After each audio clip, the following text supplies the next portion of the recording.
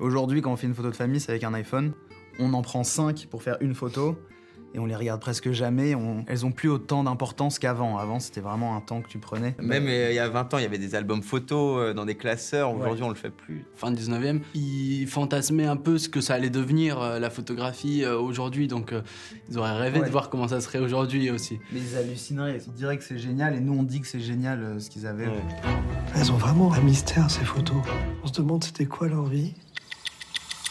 Il y a beaucoup de thèmes abordés dans ce film. Parce qu'il y a la famille, l'art, et dans l'art, il y a la peinture, il y a la photographie. Je pense que mon goût de la photographie, moi j'ai commencé à faire de la photo quand j'avais 12 ans, c'est beaucoup lié au fait que mon grand-père, que je n'ai pas connu parce qu'il est mort pendant la guerre, il avait des albums de photos, et donc ma mère me montrait les albums de photos, et donc mes deux grands-parents qui sont morts pendant la guerre, je les connaissais en photo, quoi. Et donc forcément, ça c'est quelque chose qui est présent dans ce film, quoi. C'est-à-dire que cette histoire familiale où à la fois c'est des gens proches parce que c'est mes grands-parents, mais je les ai jamais connus, mais je les connais en photo.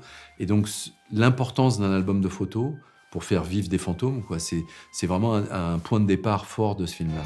En découvrant des choses sur eux, on découvre aussi un peu de choses sur nous.